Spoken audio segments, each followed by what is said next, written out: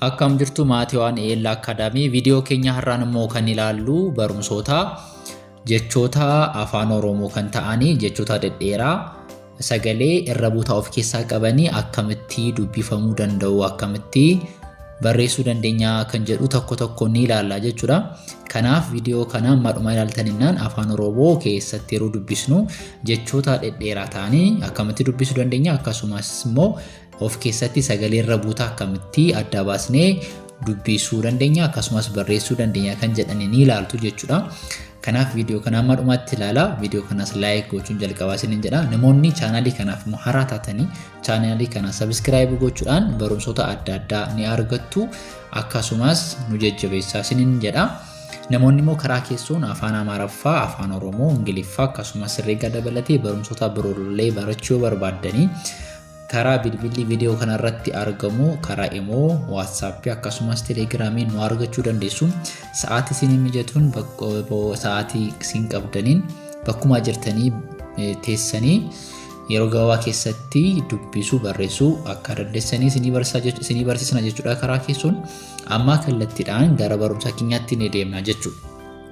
Akkuma argitanii asitti jechoonni asii irra buutaa iddoo qabanii asii maal goonee jira asii sararri xiqqaa itti godhamee jira jechoota maal qabanii irra buutaa qabanii asii immoo akkuma jiranitti yoo barreeffama keessatti akkuma akkanatti argamanii immoo akkatti barreeffamanidha guutummaatti asitti karaa kanaan jiru jechuudha. Kanaaf yeroo hundumaa sagalee irra buutaa yeroo dhufu akkamitti dubbisuu dandeenya sammuu keenyatti kan qabachuu qabnudha. Kan sanni guddaasadha. Inni kan biraan immoo jechoonni as keessa jiran hundi isaanii jechoota dhedheeraa afaan Oromoo ta'anidha jechuudha. Isaanii yeroo shaakalaa deemtanii dandeettii dubbisuuf barreessuu keessanii ni cimsaa deemtu jechuudha. Kanaaf asii amma a jedhee jalqaba. Aan lama argitanii qubee xiqqaaf guddaan jira. A kun lama waan ta'eef dheeraa ta'a jechuudha. A n naan kun irra buutaadha. A n achi go jedha. A n go argitanii. Kanaaf naa kana akkamittiin dubbisaa naa kana akkamittiin dubbisaa dubbisuuf akkanatti mijatuu fi gara a sagalee a wajjin walitti fiduun qaba jechuudha. Kanaaf maal jedha an jedha. A n go an go. Kanaaf karaa sirriin yeroo barreeffamuu garuu isheen tuqa akkasitti yeroo kaniin barreeffamtu akkamitti barreessina angoo jennee akkanatti dubbisuu dandeenya angoo. Asimmoo irra buutaan akkuma argitanii baadha. Maaliif irra buutaa jechuun qubee dubbachiistuu of keessaa kan fuuldura isaatti hin qabnedha. Kanaaf a b d chu jedhanii kun nama fakkinya. Kanaaf a d chu baan irra buutaadha sagalee hin qabu. Kanaaf eenyu wajjin finnee dubbisna a kana wajjin ab jenna jechuudha. Ab da chu abdachuu ta'a ala kanaan abdachuu ta'ee barreeffamuu danda'a jechuudha. Asii yeroo dhufnu asii immoo raadha irra buutaan. Kanaaf raadha irra buutaan. Kanaaf ba jenna maaliif ban irra buutaa miti maaliif dubbachistuu of fuulduratti qaba. Ba r jedha. Ba r ba chi sa. Tani ba r ba chi sa walitti bar jennee dubbisuu qabna jechuudha. Jecha raa kana gara sagalee baa wajjin walitti finnee dubbisuu qabna. Bar jenna. Bar baa chi sa walitti barbaachisa barbaachisa jenna jechuudha. Asis irra buutaan maalidha raadha.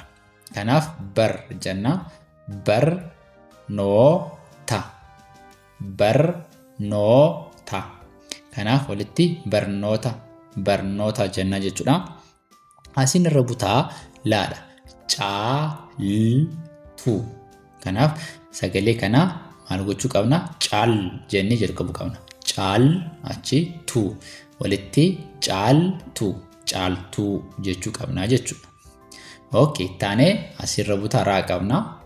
Kanaaf faarsu faarsu. Kanaaf far jedhee jalqabuun qaba. Far achi su walitti far su ta'a jechuudha. Okay, asimoo yeroo deebi'ee ilaalu fo n jedha. foon achi qol chu. Argitanii asii irra butaa lamatu jira. Naafi asii immoo laatu jira. Kanaaf foon jedha. Foon achi qol achi chu. Kana foon qol chu walitti foon qolchuu ta'a jechuudha. Asitti immoo naadhaan irra butaan gaangee walitti gaangee ta'a jechuudha. Asitti immoo yeroo deebinee ilaallu gil asii cha. Gil cha. Kanaaf walitti kana maxxansuu qabna irra butaa kan ta'e gil cha goonaa jechuudha. Gil cha. Kanaaf walitti gingilchaa jennee haala kanaan haala salphaan dubbisuu dandeenya. As immoo laadha. As immoo dhuma irratti naan jirti. Naanis akka irra butaatti dubbifamti. Hal kaan. Kanaaf halkan jenna jechuudha. Halkan walitti halkan taanee akkasitti dubbisuu dandeenya. Shii taanee kan jiru as immoo maaltu jira? Asii akka argitanii humna. Kanaaf walitti humna ta'a jechuudha. Asii naan akkuma argitanii irra butaadha. Maaliif naan fuulduratti dubbachistuu hin qabu. Kanaaf jalqabaarraa dhuftee jirti. Jalqabaarraa dhufti jechuun immoo of dandeessee sagalee mataa ishee qabdi jechuudha. Kanaaf in jedha. In achi achi fa achi chu. Kanaaf in jedhee jalqabuun qaba.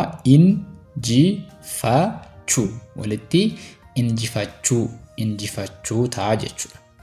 Asii immoo laadha. Asitti iddoo kanaa laan maal taati? Irra butaadha. Kanaaf ilaalcha. Kanaaf ilaal jedhee dubbisaa jalqaba. Ilaalcha. Kanaaf ilaalcha ta'a jechuudha.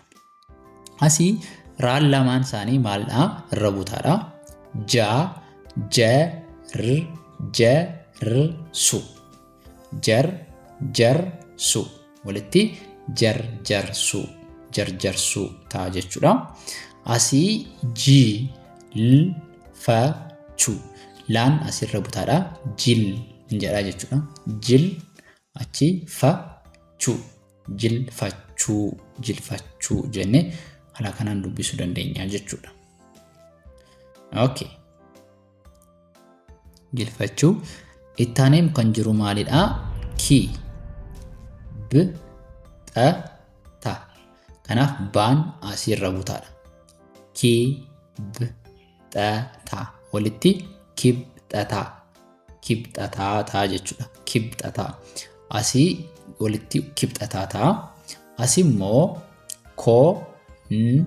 koolaataa. Sagalee adda addaa baasee dubbisaa jira amma. Kanaaf naan irra butaadha. Sagalee koo wajjin walitti fida. Koolaataa walitti konkolaataa ta'a jechuudha. Asiis asillee naan irra butaadha. Kanaaf leenjisaa. Leen jedha asitti. Leenjisaa walitti leenjisaa ta'a jechuudha. Asillee naan irra butaadha. Naan. Kanaaf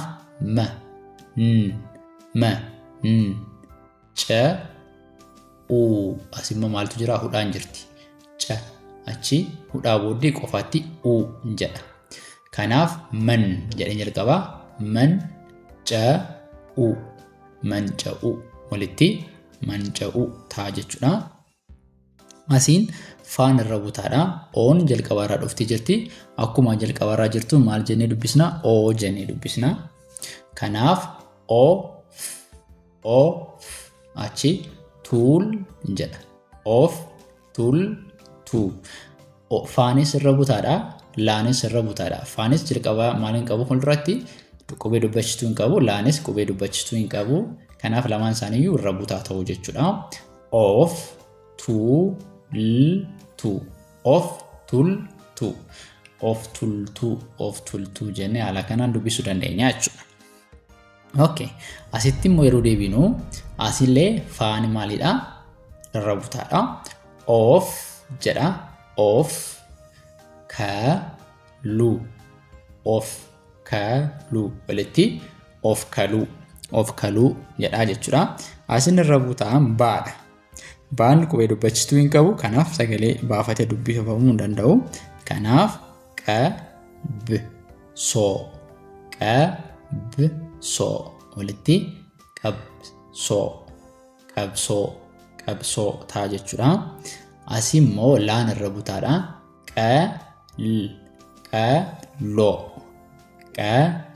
qalqalloo walitti qalqalloo ta'a jechuudha. Asi immoo saalfachuu, laan irra butaadha. Saal jedhee ka'uun qaba. Saalfachuu walitti